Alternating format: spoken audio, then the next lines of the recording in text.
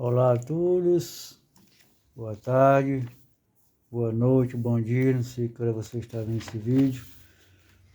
Vamos dar continuidade nossos estudos de catequese, baseado no Catecismo Católico Popular. Vamos fazer aqui a introdução. Para que estamos nós neste mundo? Assim como os estudantes frequentam a escola com um fim determinado, isto é, para abraçar uma carreira, assim também o homem está sobre a terra, na escola da vida, para atingir um fim sublime, a felicidade eterna. É o homem como um servo que serve a seu senhor e ganha seu pão com este serviço. O homem existe para o serviço e para a glorificação de Deus, e deste modo consegue a felicidade eterna depois da morte e, em certo modo, já durante esta vida. Então, a resposta: nós estamos neste mundo para conseguir a felicidade eterna pela glorificação de Deus. A glória de Deus é o fim de toda a criação. Todas as criaturas foram criadas por Deus a fim de que, por elas, em primeiro lugar, pelas qualidades que receberam de Deus, fosse revelada a perfeição ou a glória divina às criaturas racionais, isto é, aos anjos e aos homens, para que eles louvem e homem a Deus, para que eles o louvam e honrem a Deus. Levado pela sua bondade infinita, Deus criou o céu e a terra, os anjos e os homens, os seres vivos e os inanimados, a fim de que cada um o louvasse e honrasse segundo a sua dignidade e as suas faculdades. Até os seres destituídos da razão e de sensibilidade, os animais ferozes e domésticos, as árvores e as plantas, os metais e as pedras, louvam a Deus, cada um de sua maneira, segundo suas faculdades, porque todos contribuem para a glória e para a honra do seu Criador. Tudo fez o Senhor por causa de si mesmo. Provérbios 16, 4. E ele diz pelo profeta Isaías: a todo aquele que invoca o meu nome, eu, para minha glória, o criei. Isaías 43, 7.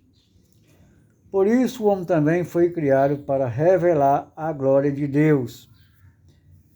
Também foi criado para revelar a glória de Deus. Esta glória todo homem a revela, quer queira, quer não. O magnífico organismo do seu corpo, as sublimes faculdades do seu espírito, as recompensas dos justos, castigo do pecador. Numa palavra, tudo nele anuncia a glória de Deus, a sua onipotência, a sua sabedoria, a sua bondade e a sua justiça. Até os próprios condenados dão glória a Deus, Provérbio 16, 4. Porque demonstram a grandeza e a santidade da justiça divina. Mas o homem, sendo uma criatura racional e livre, glorificará a Deus, sobretudo pela ciência de Deus e pelo uso da sua liberdade. É o que ele faz, reconhecendo a Deus, amando-o e honrando-o. Portanto, visto que o homem não é criado unicamente para a vida terrestre, mas, sobretudo, para que se segue a morte, resulta que ele não é mais que um viajante, um estrangeiro neste mundo. Salmo 118, 19. Assemelha-se a um atleta que corre no estádio, 1 Coríntios 9, 24. A vida é uma viagem, Gênesis 48, 19. Uma peregrinação para um santuário comum. Não temos aqui demora permanente, mas procuramos o que há de ser. Hebreu 13, 14. A nossa pátria é o céu, a terra é um exílio. Portanto, não existimos só para juntar tesouros terrestres, para ganhar honras, para comer e beber, para gozar os prazeres do sentido. Todo aquele que só tende a este fim procede de maneira tão insensata como o servo que, em lugar de servir ao seu senhor, passa o tempo em ocupações acessórias e descuida a principal. Está ocioso na praça pública e não trabalha na vinha do Senhor. Mateus 24. E procede tão loucamente como uma criança que, incumbida de um recado por seu pai, encontra alguma coisa no caminho e esquecendo completamente as ordens recebidas do pai, só já se ocupa do que precisamente devia deixar. É como o viajante que, seduzido pelos encantos da estrada, para por desanimar demasiado tempo, sobrevém o inverno e não chega a seu fim. Nós não somos criados para esta terra. Deus fez o nosso corpo de tal forma que os olhos se voltam para o céu. A torre da igreja, as próprias árvores e as plantas nos rodeiam, nos recordam a nossa pátria. Todas tendem para as regiões do alto. Por isso Jesus Cristo disse, uma só coisa é necessária. São Lucas 10, 42. Procurai primeiro o reino de Deus e a sua justiça, tudo mais vos será dado em acréscimo. Mateus 6, 33. Muitos homens, infelizmente, esquecem seu destino. Não pensam senão nas coisas presentes e efêmeras, no dinheiro, na fortuna, nas dignidades. Sobre o sepulcro deles podia gravar este epitáfio. Aqui jaz o insensato, nunca soube por que vivia.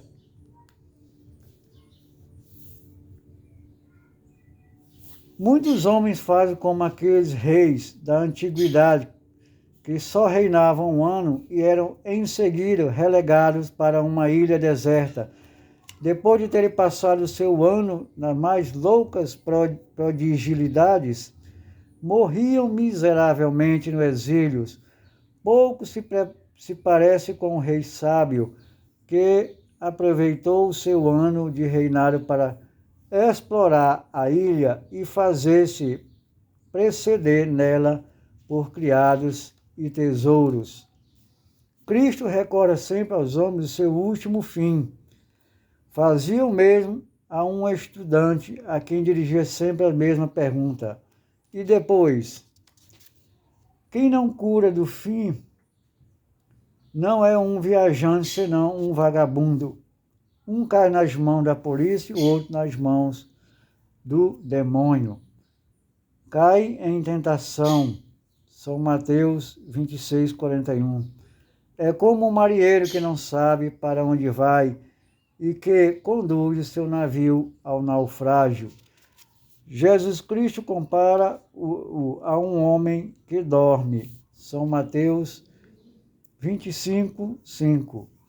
E que é cuidadoso na sua salvação é comparado a um homem que está desperto. São Mateus 24, 42. Pergunta número 2. Como adquirimos a felicidade eterna? A felicidade eterna consiste na união com Deus. Esta união produz-se por um ato de inteligência, pelo conhecimento ou antes pela vista de Deus. e por um ato de vontade, pelo amor de Deus. Se queremos atingir este fim, a felicidade eterna, é preciso que nos acerquemos dele já neste mundo. É preciso procurar conhecer a Deus e amá-lo. Ora, o amor consiste, segundo Jesus Cristo, em São João 14, 21, na observância dos mandamentos. Daí resulta que nós adquirimos a felicidade eterna pelos meios seguintes. É preciso procurar conhecer a Deus pela fé, a crença nas verdades por Ele revelada. Jesus Cristo disse: a vida eterna consiste em que eles conheçam por um só verdadeiro Deus e a ti, e a Jesus Cristo que tu enviaste. São João 17,3. Afirma, portanto, que o conhecimento da divindade conduz o homem à bem-aventurança. É preciso cumprir a vontade de Deus pela observância dos mandamentos. Jesus Cristo disse na sua conversa com o jovem rico do Evangelho: se queres entrar na vida eterna, observa os mandamentos. São João 19:17. Reduzir as suas forças próprias. O homem não pode crer nem observar os mandamentos. Tem precisão para isso da graça de Deus. O homem considerado em si próprio tem necessidade da graça para atingir o seu fim.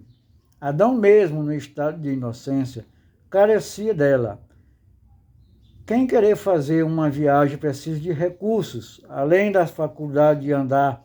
Por isso nós temos na viagem para o céu a precisão de um socorro divino. O lavrador que cultiva o seu campo nada recolhe sem sol e sem chuva. Assim também o homem que aspira o céu, mas convém além disso observar que o homem se encontra particularmente enfraquecido pelo pecado original, pelo que a graça é para ele tanto mais necessária. Tudo que é fraco precisa de auxílio e apoio. O cego de um guia, o doente de um remédio. Assim, o homem enfraquecido pelo pecado carece de um auxílio exterior da graça divina.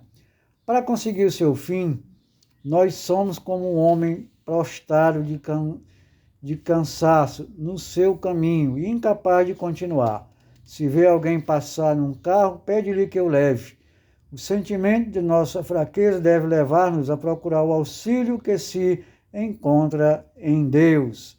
Por isso Cristo disse: sem mim nada podeis fazer. São João 15:5. A graça de Deus é tão necessária à nossa alma quanto o sol à terra para iluminar e aquecer. A graça de Deus recebe-se nas fontes de graça estabelecida por Jesus Cristo. Devemos beber nas fontes de graça, que são o santo sacrifício da missa, os sacramentos e a oração. Assim como um vaso é um meio para beber, assim também há meios estabelecidos por Deus para nos conceder a graça. A fé é como que um caminho que conduz à porta do céu. Os mandamentos são como que os marcos indicadores e as graças são como que provisões de dinheiro. O caminho que conduz ao céu é estreito, escabroso, iriçado de espinhos, e poucos são os que seguem. Ao invés, a porta e o caminho da perdição são largos e numerosos os que por eles passam. São Mateus 7:13. Pode também dizer-se: aquele que quer salvar-se deve ter religião. De fato, a religião é o conhecimento da divindade, unido ao serviço de Deus e a um procedimento conforme com a vontade de Deus. A religião não é, como creem alguns em nossos dias, uma questão de sentimento, porque a religião mostra-se na aplicação de princípios firmes revelados por Deus e, sobretudo, uma questão de vontade e de atividade. Ela dá a todas as nossas ações a medida do justo, é uma âncora em todas as tempestades da vida. A religião também não é puro negócio de ciência, simples conhecimento das coisas religiosas. Aliás, os próprios demônios seriam religiosos porque sabem que Deus querer, mas procede em sentido contrário. A religião compreende também um serviço de Deus. Não se chama pianista a quem tem maior ou menor conhecimento do piano, mas não tem prática. Igualmente, não dizemos de um homem que ele tem religião se não manifesta os seus ensinamentos religiosos por atos exteriores e na prática. Pode-se ainda dizer, aquele que querer salvar-se deve procurar tornar-se semelhante a Deus. Torna-se o homem semelhante a Deus quando todos os seus pensamentos e todos os seus atos se assemelham ao pensamento e aos atos divinos. Os mandamentos de Deus são um espelho onde se vê até que ponto se é ou não semelhante a Deus. Não há felicidade perfeita neste mundo. Os bens deste mundo por si sós, riquezas, honras, prazeres, não podem fazer-nos felizes, porque não podem saciar nossa alma. Ao contrário, envenenam muitas vezes a vida e, por fim, deixam-nos a hora da morte. Os bens terrenos iludem-nos, são bolas de sabão enrisadas com as mais brilhantes cores, mas que não passam de gotas de água. Assemelha-se também a esses frutos artificiais de cera, muitas vezes mais belos à vista que os verdadeiros, mais enganosos para quem o quiser provar. Os prazeres do mundo são tão ilusórios como eles. São como gota de água lançada no fogo. Longe de o apagar, ativa-lhe mais as chamas. Assim, os prazeres excitam mais fortemente as paixões sensuais. O homem nasceu para Deus e para a felicidade do céu, como o peixe para a água. Tirai este da água, e ele o que? Se debate, se remeneia, se contorce, apesar dos engoldos que lhes colocar diante, querer ficar no seu elemento. E só lá que existe para ele vida e satisfação. Sucede o mesmo com o homem quando se afasta de Deus. Muito bem, amados irmãos, vamos dar continuidade na próxima aula, porque está ficando um pouco longo este vídeo. Nós vamos dar continuidade a esse mesmo tema na parte 2, que é um pouco extenso. E assim, vamos ficando por aqui. Com fé em Deus, estaremos na outra oportunidade, se Deus quiser.